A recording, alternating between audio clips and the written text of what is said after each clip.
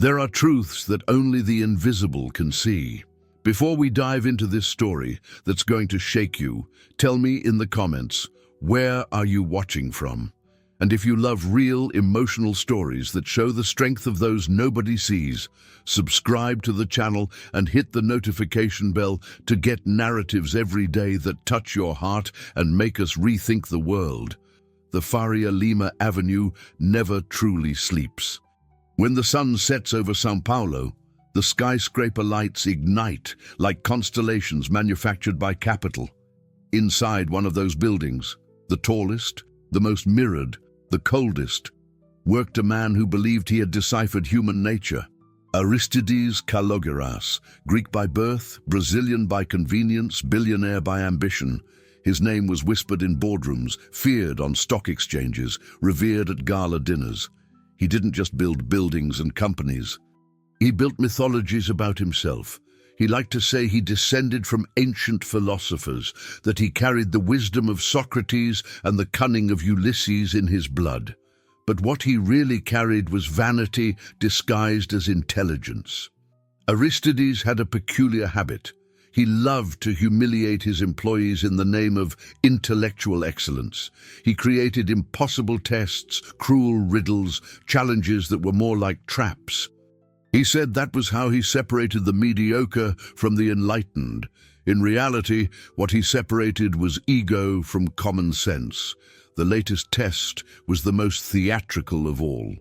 During a trip to Athens, he brought back an ancient contract, written in classical Greek.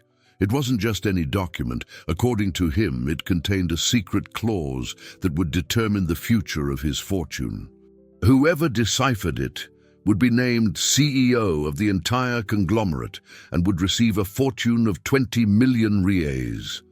The news spread like wildfire. Renowned lawyers, professors of classical languages from USP and PUC, sworn translators, all were summoned. The Kalogeras holding building became a temple of academic arrogance. Men and women in impeccable suits, designer glasses, and framed diplomas pored over the parchment as if it were the Holy Grail. But no one could. The language was dense, full of philosophical allusions, legal metaphors that seemed to contradict themselves with every line. The more they tried, the more the text closed up like an oyster, and Aristides observed it all from his office on the top floor, smiling. To him, this was entertainment. Meanwhile, on the lower floors, where marble gleamed under the cold light of the chandeliers, Marilda cleaned. She was part of the scenery, invisible as air. A black woman, 46 years old, hands calloused from scrubbing floors for people who never looked down. She worked for a third-party company, earned by the hour, had no name on the door. She was just the cleaning lady. But Marilda had a daughter, and that daughter had a name, Ira. Ira was 14 years old and had eyes that devoured the world. Where others saw trash, she saw a library. In the corridors of that luxury building, she found forgotten books, discarded magazines, torn study guides. She collected them all. She read them all. From a young age, she learned that knowledge has no owner. It has hunger, and she was very hungry. Every afternoon, after public school in Capão Redondo, Ira took 2 buses and a shared van to get to Faria Lima. She waited for her mother to finish her shift, sitting in a small back room, the one nobody used. And there, among brooms and cleaning supplies, she studied, alone, obstinate, invisible too. On that Thursday afternoon, Ira arrived early. Marilda was still cleaning the 10th floor conference room. The girl went up, as she always did, and found the door ajar. Inside, on the huge rosewood table, lay the Greek contract, abandoned, as if even the wise had lost patience. Ira approached. The letters were strange, sinuous, ancient, but not entirely unfamiliar. She was studying modern Greek on her own, using a free app she'd downloaded on her old phone. It wasn't the same as classical Greek, but something in those words called to her. She pulled the notebook from her backpack. She began to copy, slowly, each symbol, each accent. She didn't know it yet, but she was about to decipher not just a dead language, but the moral code of an entire empire. For 3 days, Ira carried the notebook everywhere. At school, she copied the Greek between classes. On the bus, she compared words in an online dictionary. At night, while her mother slept exhausted in the next room, she cross-referenced information on translation sites, linguistics forums, even videos of Greek professors on YouTube. The text was indeed difficult. It seemed a mix of Stoic philosophy with legal terms from the 4th century BC. But Ira noticed something no one else had. Some words were misspelled. It wasn't pure classical Greek. There were subtle deviations, letters swapped, accents misplaced, as if someone had made mistakes or left clues. She noted every deviation, rearranged the letters, and then she saw it. They formed a hidden phrase, not in ancient Greek, in modern Greek, a message within the message. The truth hides in what is not declared. The account name is Helios. Ira felt her heart race. Helios, the sun god, but also a name. She researched and found it. Helios was an offshore company registered in the Cayman Islands, discreetly associated with Aristides Kalogeras' businesses. The clause wasn't an intelligence test. It was a cover-up, a way to legitimize illegal capital transfers under the guise of cultural donation for the preservation of Hellenic heritage. Ira felt a chill. This wasn't philosophy. It was a crime. She showed it to her mother. Marilda turned pale. Ira, this is serious stuff. We can't get involved. Mom, he's fooling everyone. He's using his own test to hide dirty money. And what do you want to do? We're nobody, honey. Nobody will believe us. Ira looked at her mother, and for the first time, she didn't see fear. She saw exhaustion. The exhaustion of someone who spends their whole life cleaning up other people's messes and can never say anything. Then we'll be somebody, Mom. Aristides Kalogeras loved spectacles, and on that Friday, he prepared the biggest one of all. He called a public conference, broadcast live, to reveal the secret of the lost clause, and as a bonus, publicly humiliate the lawyers and academics who had failed. The building's auditorium was packed. Journalists, businessmen, curious onlookers, influencers. Everyone wanted to see the eccentric billionaire in action. The cameras were rolling. The world was watching. Aristides walked onto the stage with the pomp of an emperor.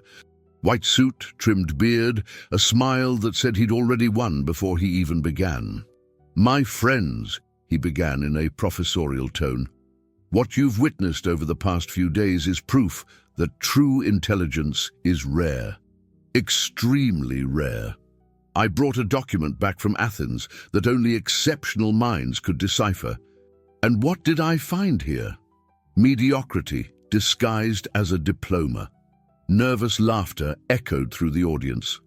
The lawyers present lowered their heads. But don't worry, Aristides continued. I'm going to reveal the secret, and you'll understand why only I could comprehend it. That's when Ira stood up. She was at the back of the auditorium, next to her mother. Marilda tried to hold her back, but Ira was already on her feet, small, thin, a worn-out school uniform, a scruffy backpack on her back. I deciphered it, she said, her voice firm. The entire auditorium turned. Aristides frowned. Who are you? My name is Ira. I'm the daughter of Marilda, the cleaner on the 10th floor. Laughter, some even applauded, thinking it was part of the show. Aristides smiled, condescendingly. How cute.